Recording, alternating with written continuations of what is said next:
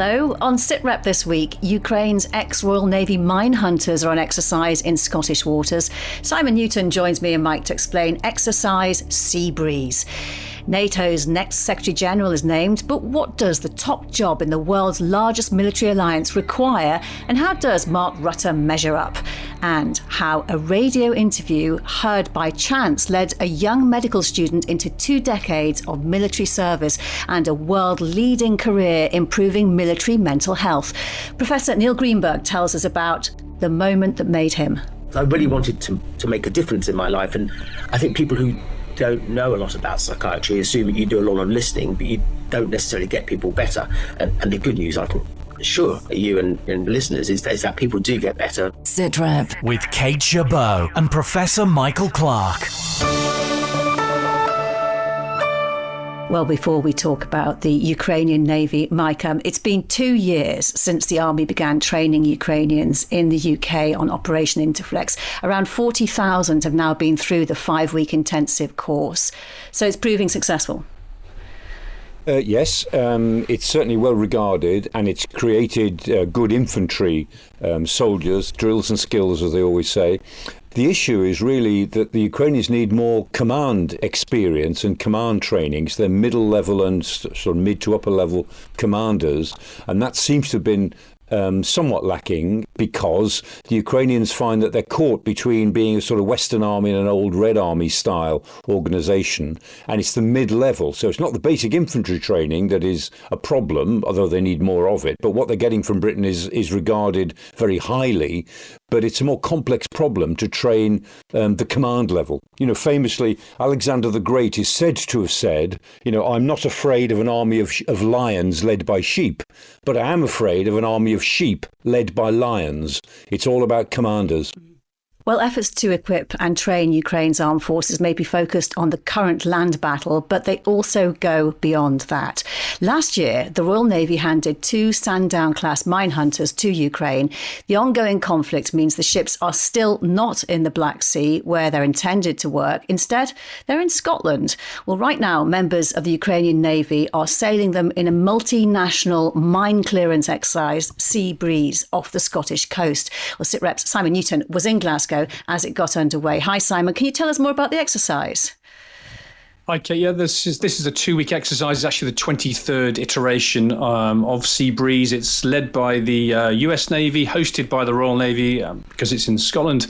But this year it's primarily about Ukraine. HMS Shoreham and HMS Grimsby, which were these 2 Sandown-class minehunters transferred to Ukraine, are now based in Portsmouth with their crews doing this training. And this is a chance really for them to practice mine hunting off the coast of Scotland, and really critically to do that alongside NATO countries. So there's ships from Ukraine, from France, from Germany and Estonia.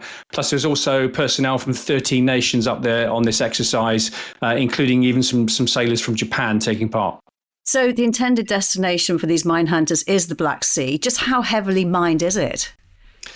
Well, Russia's thought to put about 400 to 600 or so mines into the Black Sea, around Crimea, for instance, and to protect the Kerch Bridge, which is that link, obviously, to the mainland.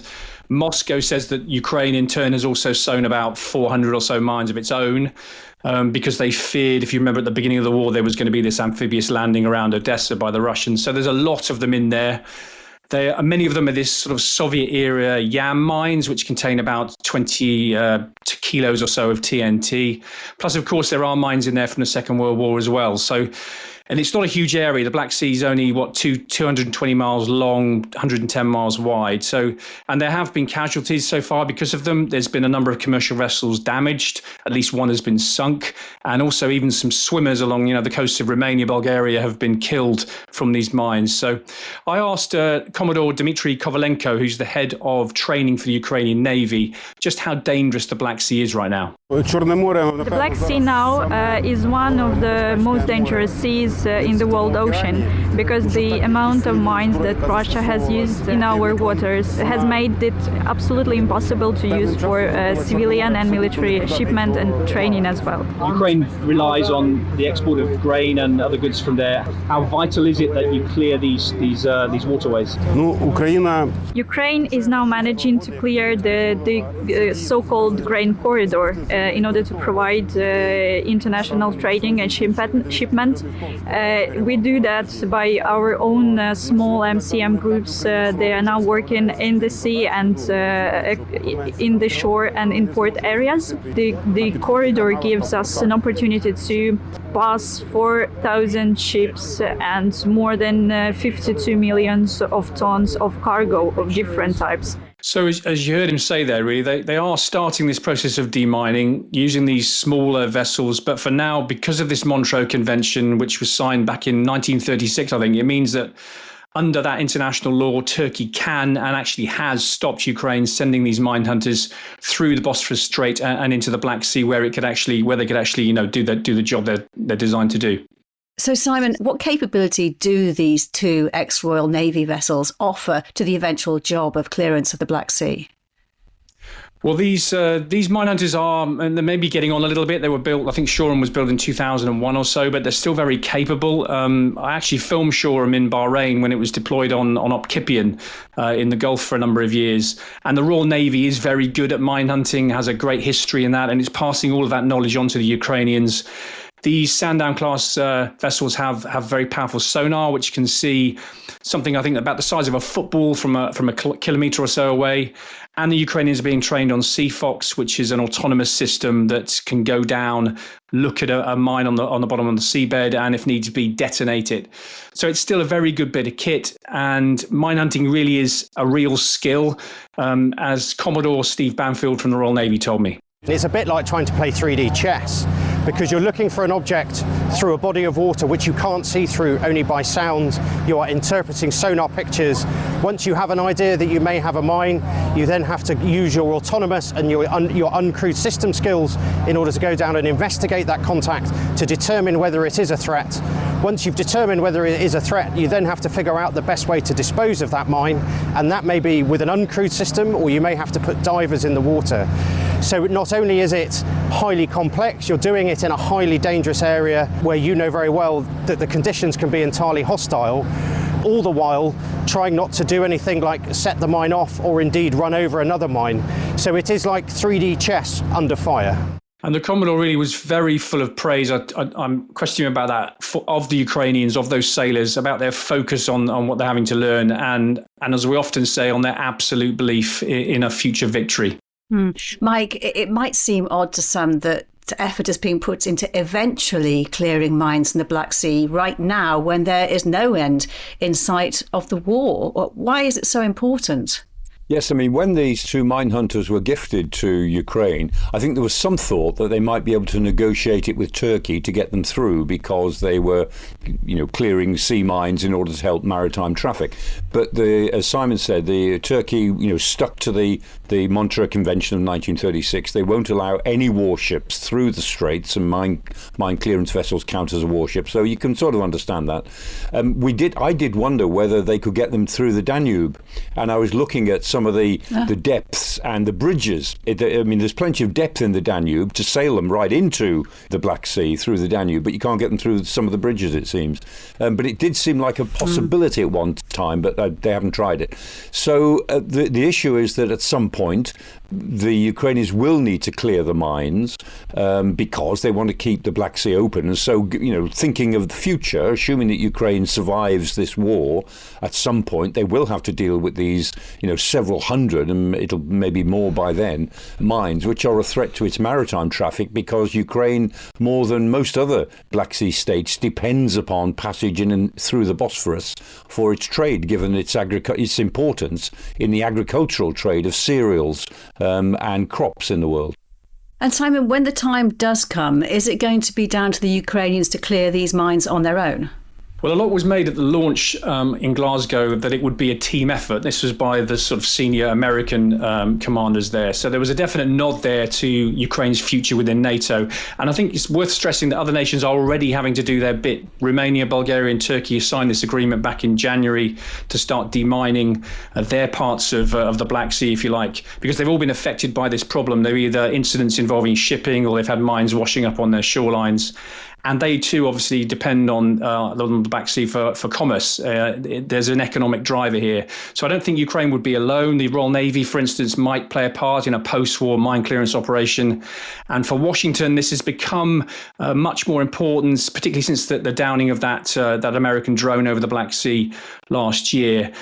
So the US, depending on obviously what happens in November, would also likely play a part. And just returning to Mike's point there, the security of the Black Sea really is becoming a world issue. Ukraine has approximately a third of the world's most fertile soil, and more than 400 million people rely on foodstuff, the cereals Mike was talking about, the grain and the barley from Ukraine before Russia invaded back in February 2022. Mike, we know that landmines can remain a threat for decades after a conflict finishes. And we heard from the previous person that clearing them is like a 3D chess game. It's surely even harder to safely clear them from the sea. Yes, it is. Mines on the ground do actually shift a bit over time as soil changes and moves, but sea mines really do shift. They can come adrift in storms, they can come adrift because they're not anchored particularly well in the first place. Sea mines are always washing up, and if enough of them are around, they will wash up on beaches, they will go drifting around. So sea mines are inherently more insecure once their initial purpose has passed, when a war has passed or the particular threat has passed. Somebody has got to deal with sea mines, and they are much more difficult than land mines to deal with. The only difference is that with land mines are sown in the thousands and tens of thousands, sea mines are sown in the hundreds and low thousands, so there are fewer of them usually, but every single one of them can become a separate problem. Simon, just really briefly, did you get any concept at all about how long it will actually take to clear the Black Sea? Does anyone actually have an idea, or is it something that's still in progress and you can't possibly say? Yeah, I don't think anybody really knows how many mines are actually in there. Ukraine may know, Russia may know, but not really. As a question I asked, I think there is a degree of frustration in terms of the Ukrainians about not being able to get into the Black Sea and do the job. And, returning to Mike's point he made earlier about going via the Danube, again, I asked that sort of question while there are other routes to get in. But I think the big obstacle there is the politics. All right, Simon, good to speak to you. Thanks so much. Well, next we talk about Mark Rutte, a name we've mentioned very occasionally here on Sitrep over the last decade or so, and you're going to be hearing it a lot more from now on, though. The former Dutch Prime Minister will be the new Nato Secretary General from October.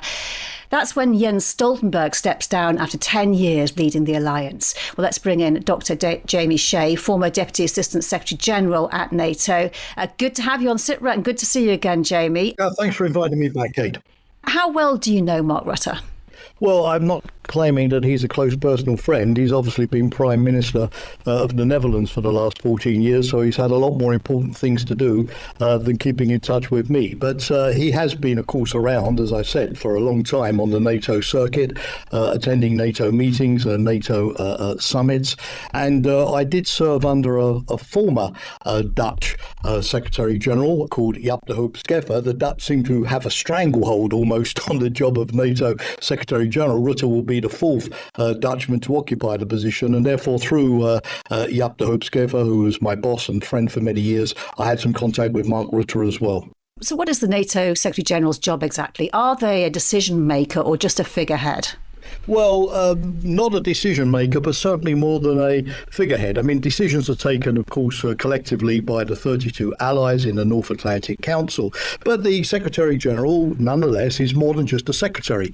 He or she, it has always been a he so far, sets the agenda, decides what the ambassadors in the NATO Council are going to talk about, produces the papers, presents the decisions that he would like them to take. He works behind the scenes, to mediate problems between the allies. He's a kind of super troubleshooter. And certainly the current incumbent, Jens Stoltenberg, has had to play that role with President Trump a few years ago or with President Erdogan of Turkey in more recent times. And he has a lot of authority and a lot of influence, particularly when he has been a former prime minister, as of course Stoltenberg and Rutte are, and therefore knows everybody and can just pick up the the phone and speak directly to a president or a prime minister or a foreign minister and sort out the problem. So not a decision maker, but certainly he is the person who drives the NATO machinery forwards, makes sure that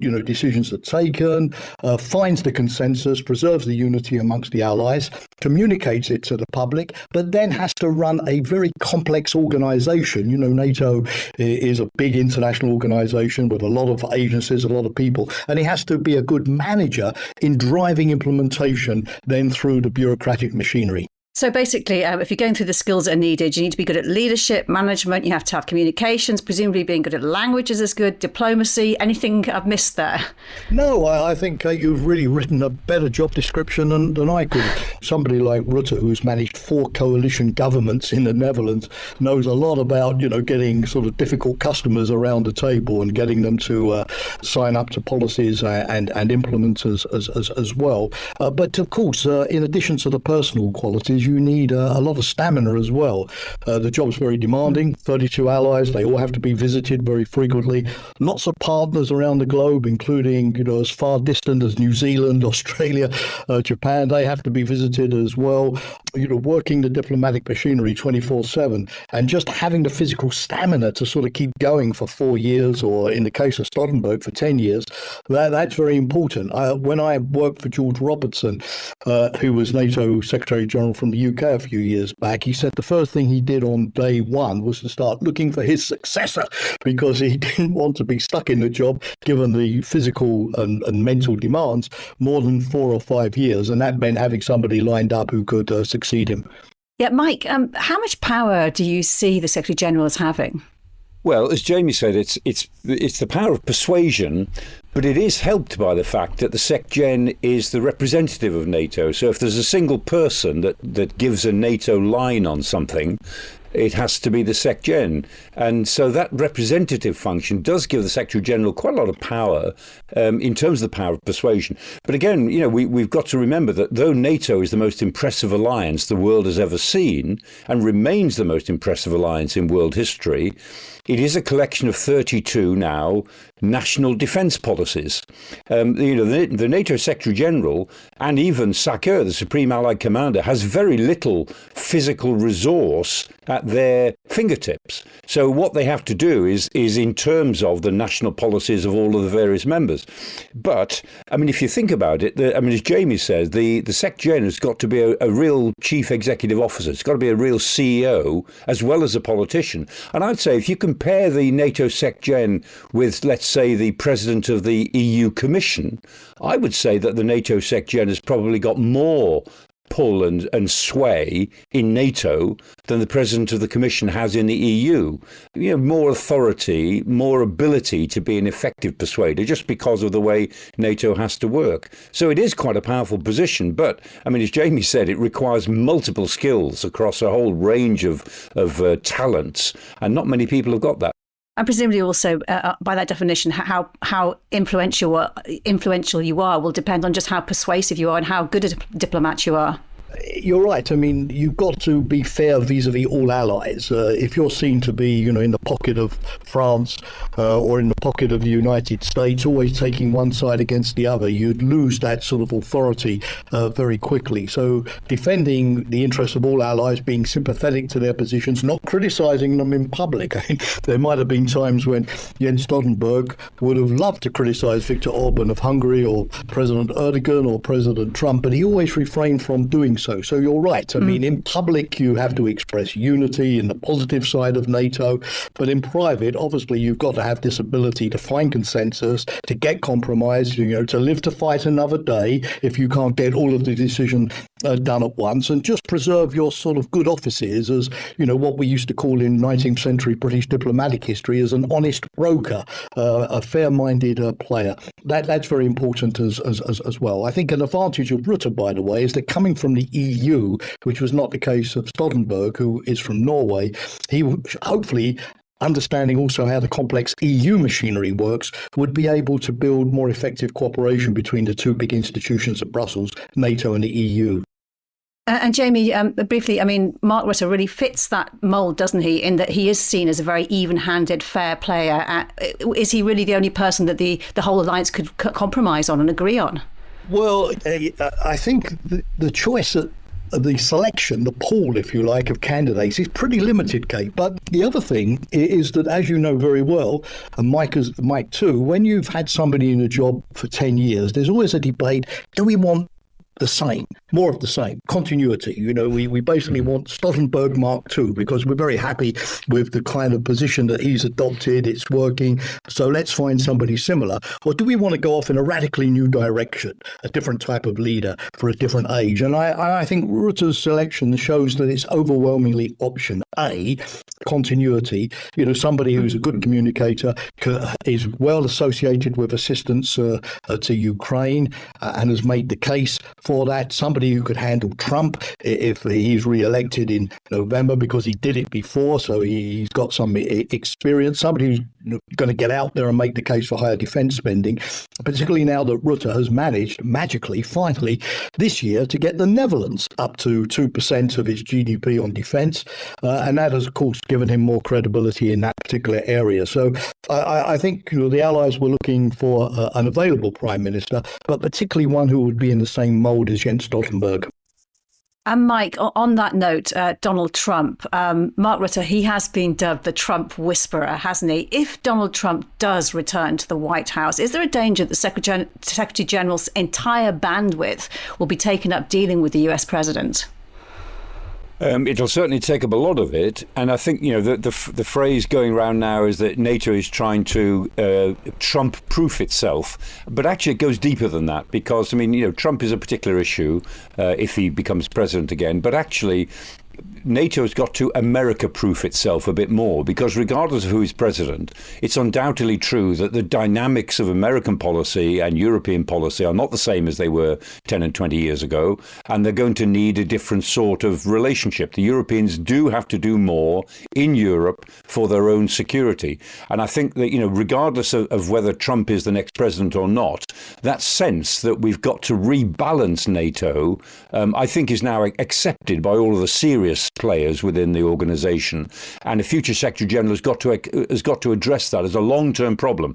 Undoubtedly, if Trump is re-elected president, then that problem becomes more acute more quickly, but it's a more structural problem of casting NATO into the 20 or 30 year future, which is where it wants to certainly be into the middle of this century. And Jamie, obviously supporting Ukraine is key. What else will be his strategic priorities? What they have to be? Well, clearly, being a cheerleader for Ukraine at a time when there are signs of Ukraine fatigue, of course, on both sides of the Atlantic. Money is more difficult to get, difficult decisions on more advanced weaponry and whether that weaponry can be used to attack Russia. It's not an easy time, and so maintaining that unity and consensus on Ukraine is going to be important, particularly at the time when Jens Stoltenberg, as he departs, is trying to get the Allies to commit to spending together $40 billion a year on aid for Ukraine for 5 years. And that's going to be a big ask. And Rutte, of course, will probably have to sort of carry that forward. The other thing is that NATO is taking on a more important role, already decided, as the super coordinator for training and equipping the Ukrainian army with a new NATO headquarters to be based at Wiesbaden to do that. So getting that structure up and running and then showing everybody that this is going to be more effective than the sort of current ad hoc Ukraine contact group that we've had under the chairmanship of the US Secretary of Defense, that's going to be a challenge as well. So, like it or not, Ukraine still a candidate for NATO membership, moving that process forward, keeping the Ukrainian army in the fight. It will take up a lot of his time. But the other side of that medal, of course, is NATO's collective defence.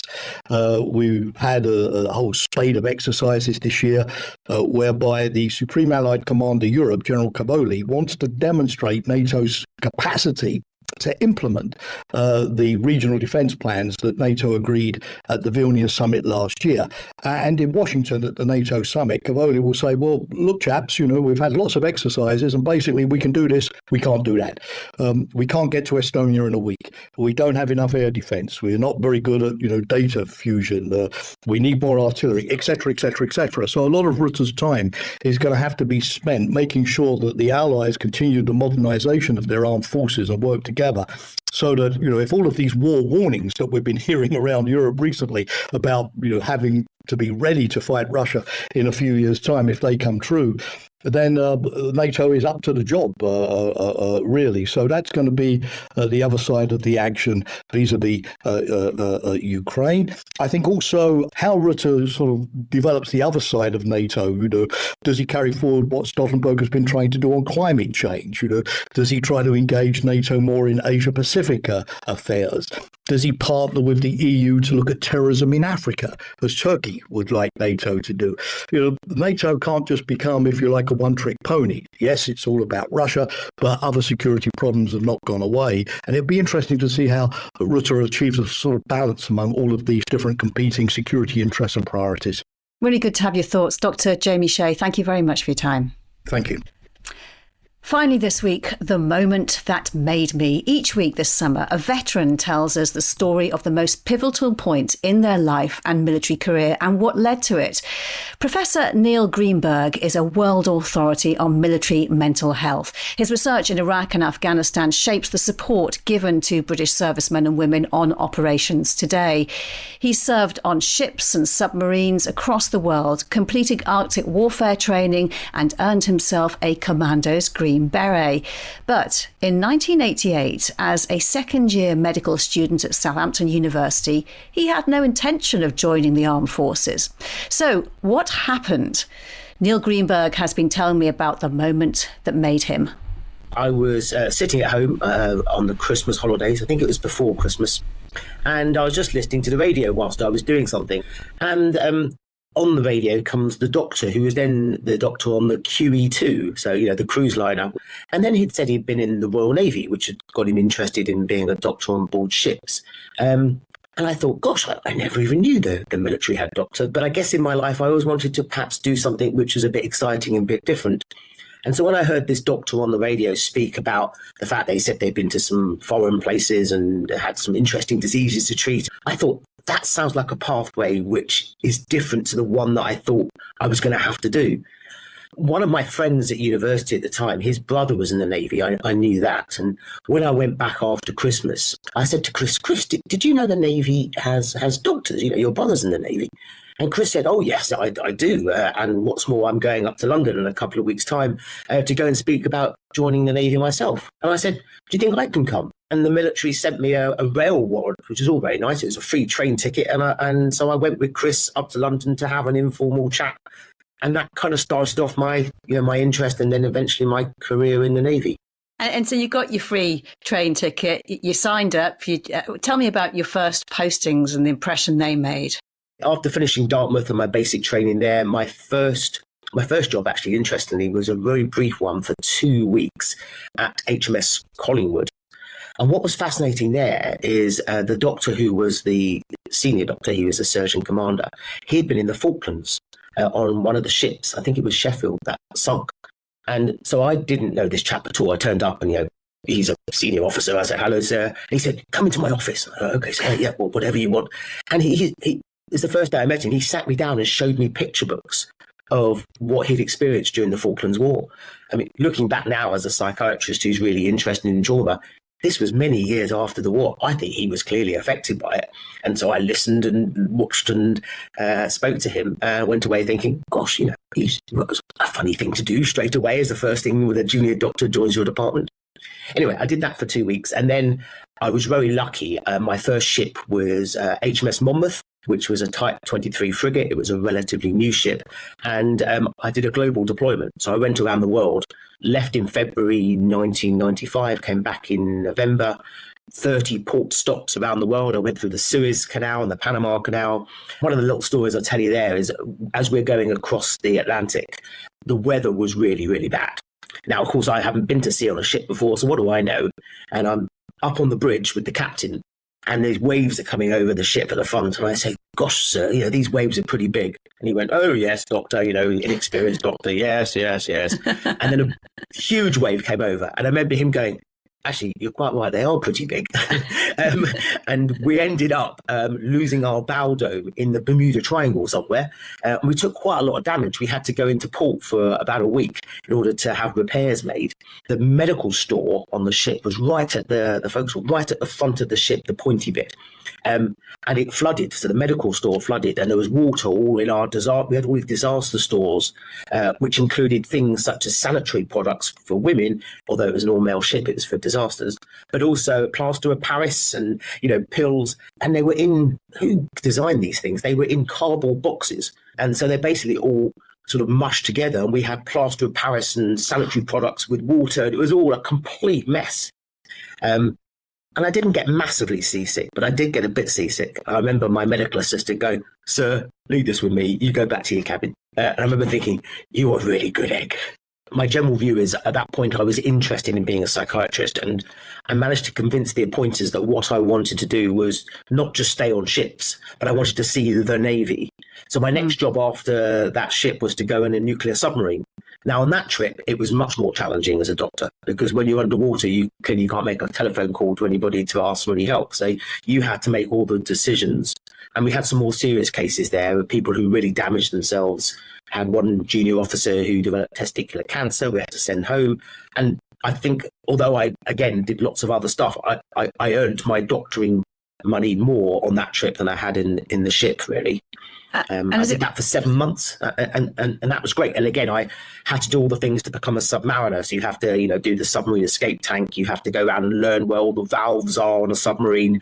There's no passengers on submarines. You have to be part of the team because there's a limited amount of people. So was it that moment when you spoke about earlier that you spoke to that Falklands veteran? Was that the moment where you decided that mental health would be your focus? Or was that the real decision moment?